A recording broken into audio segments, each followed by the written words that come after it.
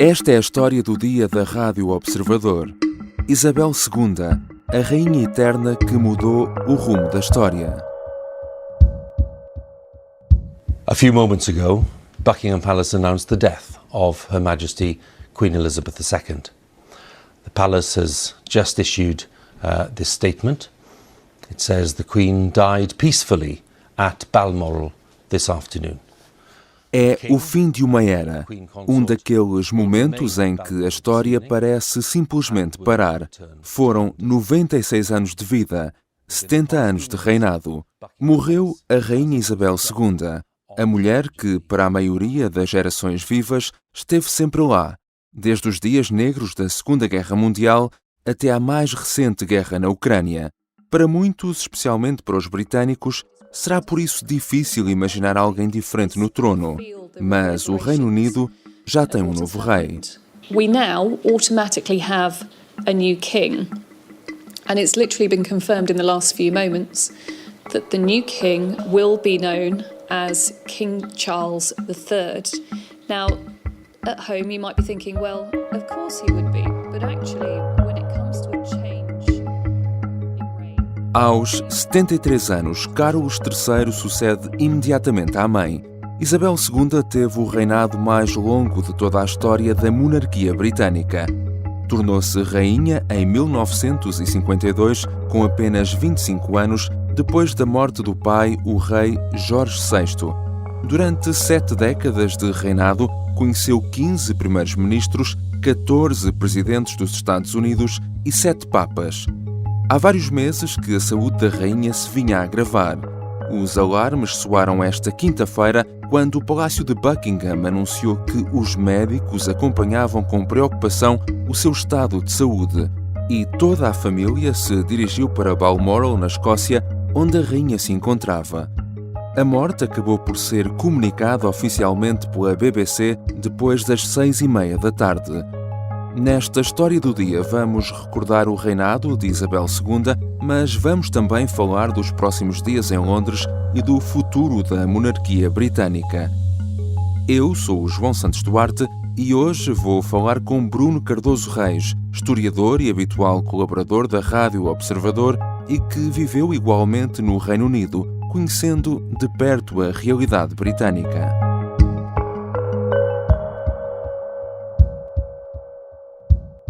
Olá, Bruno.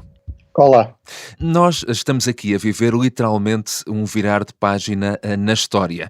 E chegados aqui é sempre interessante, enfim, pensar nas voltas que o destino também dá e como a monarca mais longa da história do Reino Unido nem sequer era suposto ter chegado ao trono. Consegues recordar-nos também brevemente essa história? Sim, realmente é verdade. Ou seja, a princesa Isabel, quando nasceu, o seu pai não estava na linha, digamos, não era o primeiro na linha de sucessão, era o seu tio, Eduardo, que realmente vem a assumir o trono como Eduardo VIII, não é? Portanto, de facto, o tio acaba por assumir efetivamente o trono, mas acaba por reinar apenas um ano e vai decidir abdicar, enfim, depois de uma enorme pressão, de um enorme escândalo, em 1936, portanto basicamente é rei durante um ano, porque de facto ele queria casar com uma senhora americana, que não era de família real, na altura isso era nem aristocrática sequer, e ainda por cima era duplamente divorciada, portanto para os costumes da altura isso era visto como algo que era impossível. Além do mais, nós hoje sabemos que havia muito mais reservas para além disso. Muita gente, de facto, na elite britânica, embora eu fosse o tio da rainha, ou este Eduardo VIII fosse muito popular, era visto como alguém, digamos, muito egoísta, muito autocentrado, nada disposto a cumprir os seus deveres, com proximidades políticas perigosas, por exemplo, com os movimentos fascistas, com simpatias pelo nazismo, etc. E, portanto, isto também acabou por ser um pouco um pretexto. Mas a verdade é que só depois disso, e depois dessa crise dinástica, é que, de facto, a Isabel II vai assumir o papel de herdeira, de primeira na linha de sucessão ao trono. I declare before you all that my whole life, whether it be long or short, shall be devoted to your service and to the service of our great imperial family to which we all belong. Ainda antes de ser rainha, aos 21 anos, Isabel prometeu dedicar toda a vida ao serviço público, num discurso que ficou também para a história. Este espírito de missão esteve sempre presente ao longo destas 7 décadas de reinado. Sim, esteve muito presente e aí também esta história familiar também é muito marcante, ou seja, essa declaração não surge por acaso. Ela surge precisamente em contraste com este percurso e com esta crise desencadeada pelo tio, que foi visto um pouco pela família como tendo posto em causa aquilo que era o seu principal dever, não é? O dever de servir e não de pôr à frente, digamos, os seus desejos pessoais, não é? E, portanto, o pai, o Jorge VI e a própria Princesa Isabel é muito educada nesse espírito, não é? De serviço, de colocar a coroa, de colocar o país acima de tudo. E, de facto, ela levou isso muito a sério. E isso depois acaba por condicioná-la, não é? Também a própria evolução da saúde. A verdade é que na maior parte das monarquias europeias, já há muitas décadas que é normal os monarcas abdicarem, vamos dizer assim, mais ou menos na idade da reforma e passarem o trono ao filho ainda numa idade, digamos, mais ou menos normal. De facto, a Isabel II sentiu-se muito comprometida por esse juramento. Ela é também uma pessoa muito religiosa, além do mais tem, aliás, uma função também religiosa. O rei de Inglaterra, o rei da Grã-Bretanha é também o chefe da Igreja Anglicana e o chefe também da Igreja da Escócia, portanto, portanto ela achou que não podia, digamos, violar esse juramento e de facto levou muito a peito e também é isso que explica muito o enorme reconhecimento que ela tem na Grã-Bretanha e em vários outros reinos que também é rainha e na própria comunidade britânica, no chamado Commonwealth, por essa dedicação de facto ao serviço público. The moment of the Queen's crowning is come.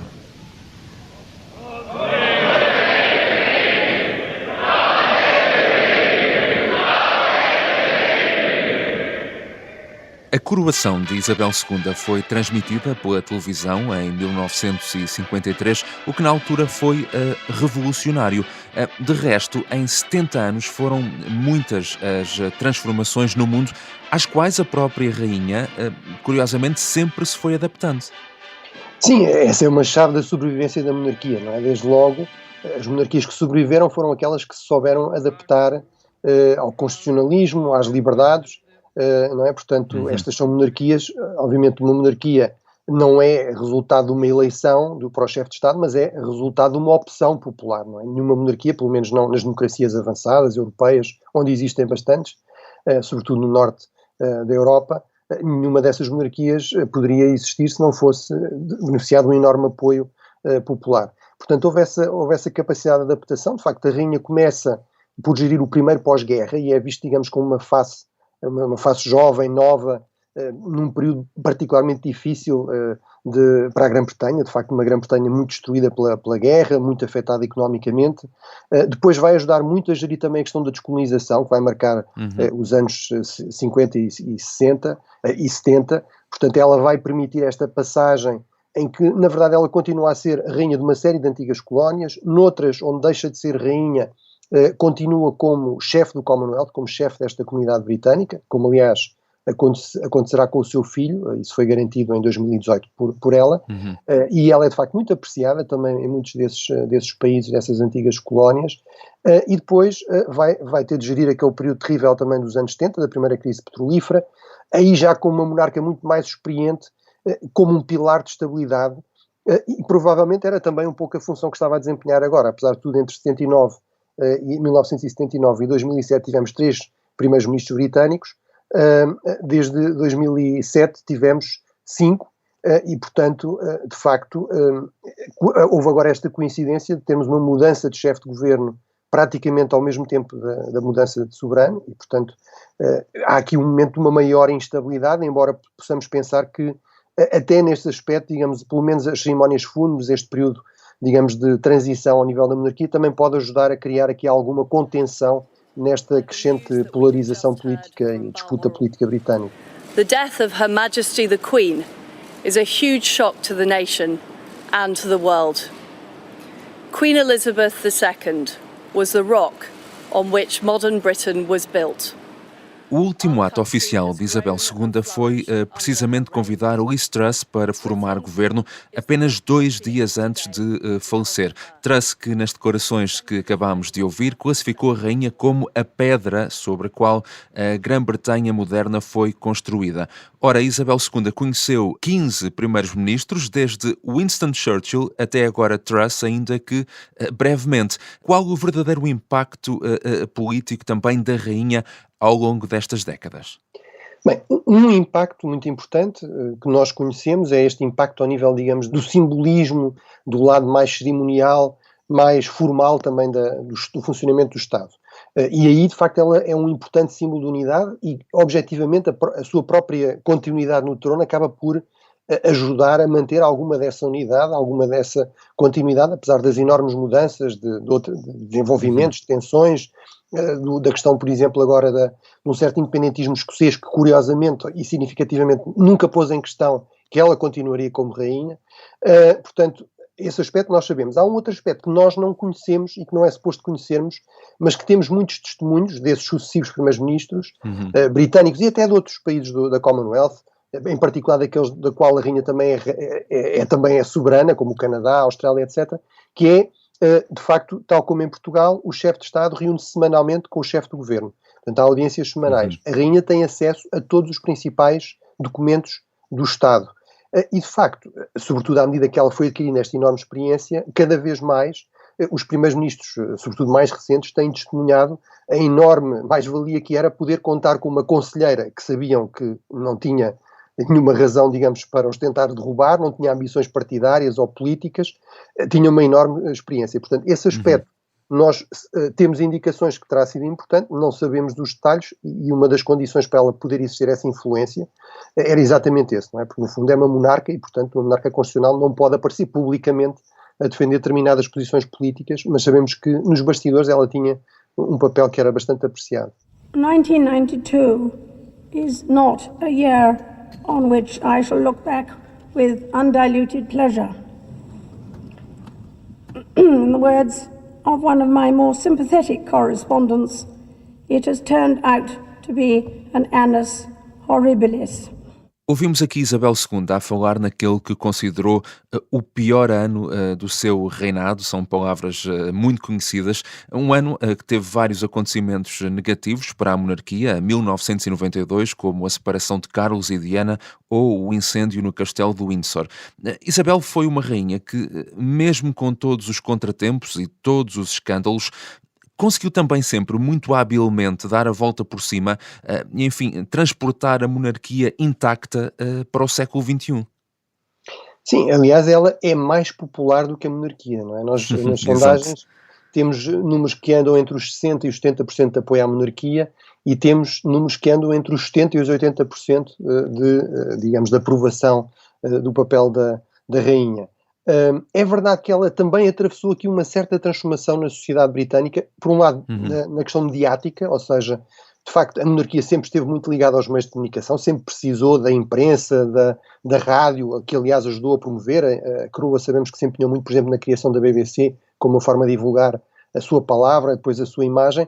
Agora a imprensa torna-se muito mais crítica, muito menos diferente em relação a todos os principais atores em termos políticos, e isso acaba também por tornar depois a vida mais difícil à família real, e também uma certa transição, diria eu, naquilo que hoje se chama a história dos sentimentos, ou seja, de facto a Isabel II é educada nos anos 20, não é? E portanto ainda é muito aquela tradição, sobretudo na elite britânica, do stiff upper lip, portanto as emoções não se mostram, não é? Não se demonstram, e de facto ela, com a princesa Diana, enfim, em particular com o acidente trágico que acaba por vitimar a princesa Diana, acaba por ser um pouco apanhada em contrapé em relação a isso, mas foi-se adaptando e demonstrou também, até mais com a idade, uma outra característica que os britânicos apreciam bastante e que certamente ajudou à sua popularidade, que era o sentido do humor. Enfim, vimos alguns episódios recentes, sei lá, do tomar chá com o Augusto Paddington, por exemplo, mas, portanto, acho que isso também, aí também ela fez algum esforço de adaptação quando percebeu que isso era importante para a instituição. You would like a marmalade sandwich? I always keep one for emergencies. So do I. Falaste dessa popularidade de Isabel II entre os britânicos, obviamente, mas ela acabou também por tornar-se num ícone global. Por que é que achas que isso também acabou por acontecer? Bem, eu acho que é realmente um pouco paradoxal, mas eu acho que pode haver aqui uma outra explicação. É um pouco paradoxal porque temos um mundo em que predominam as repúblicas neste momento. Há muita gente, e legitimamente, que assume uma posição de republicanismo de princípio, portanto acha que, digamos, ter um chefe de Estado hereditário é uma coisa contraditória com a democracia, com a igualdade, etc. Mas a verdade é que parece haver aqui alguma ligação, vamos dizer assim, sentimental, não sei se tem a ver com os contos de fadas em que aparecia sempre uma princesa. De facto parece haver aqui alguma ligação sentimental a este lado mais simbólico, mais ritual. Eu acho que ninguém tem dúvidas que se estivéssemos a assistir ao funeral de um presidente da República da Grã-Bretanha, não haveria o mesmo tipo de impacto. Eu acho que isso também ajuda-se a explicar um pouco por esta natureza, vamos dizer assim, do ritual, de uma certa magia, de uma certa aura criada em torno da monarquia, que até se reforça à medida que elas se tornam mais raras. Aí também é importante que, quando as monarquias se tornam mais raras, as grandes monarquias históricas basicamente desaparecem, com exceção da britânica. Hoje em dia, nenhuma grande potência é regida por uma monarquia, mas o mais próximo que nós temos disso, a Grã-Bretanha, recordo, é uma potência nuclear, também está no Conselho de Segurança, e portanto acho que esta combinação acaba por explicar porque é que a Rainha Isabel morre e basicamente se fala, morreu a rainha, não é? Quase como se ela fosse a rainha do mundo e não apenas a rainha da Grã-Bretanha. Bruno Cardoso Reis, falemos também agora então um pouco do futuro. Com a morte de Isabel II, o filho mais velho, Carlos, é automaticamente rei. Não pode haver trono vacante, embora a coroação aconteça sempre depois num momento posterior. Carlos chega finalmente ao trono, já com 73 anos. O que esperar agora de Carlos III enquanto rei? Bem, eu acho que é de facto uma situação especialmente complicada. Lá está, desde logo o Carlos III assume o trono numa idade em que a maior parte das pessoas já se reformaram. É muito difícil renovar, ou seja, ele inovar sem que isso possa parecer como de alguma forma pôr em questão, digamos, a herança da sua mãe, que é uma figura altamente popular. Tudo o que seja visto como também intervir mais politicamente será sempre bastante arriscado num monarca constitucional.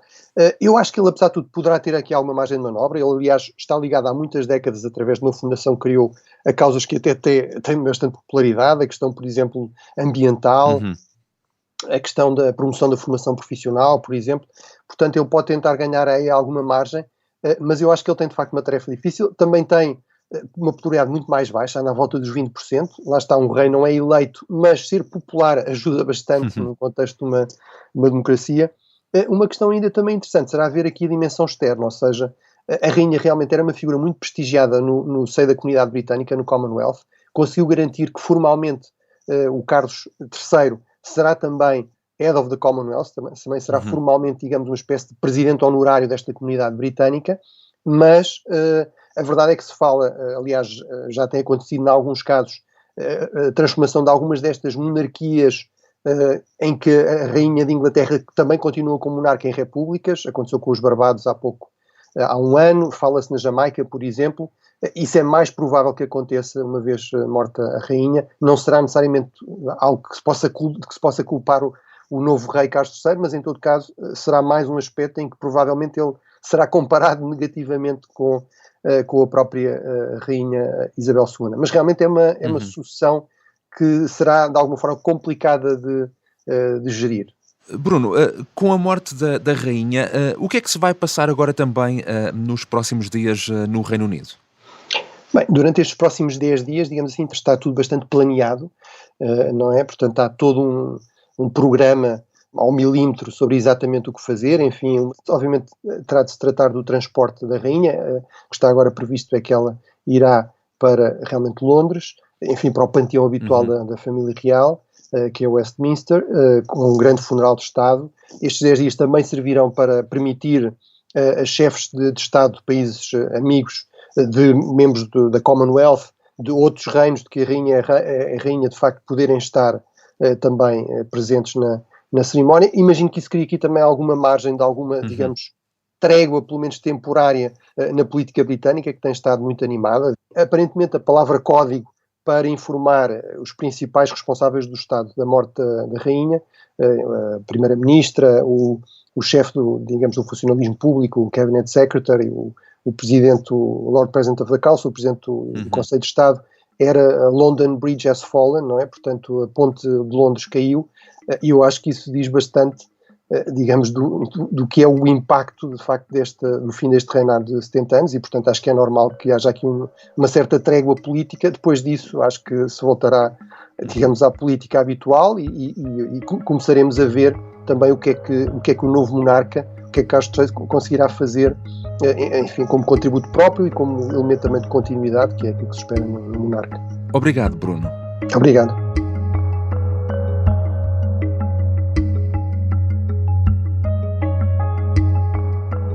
Bruno Cardoso Reis é historiador e colaborador habitual da Rádio Observador. Neste episódio, usamos também sons da BBC, Sky News e da Pathé. A sonoplastia é da Beatriz Martel Garcia e a música do genérico do João Ribeiro. Tenha um bom fim de semana.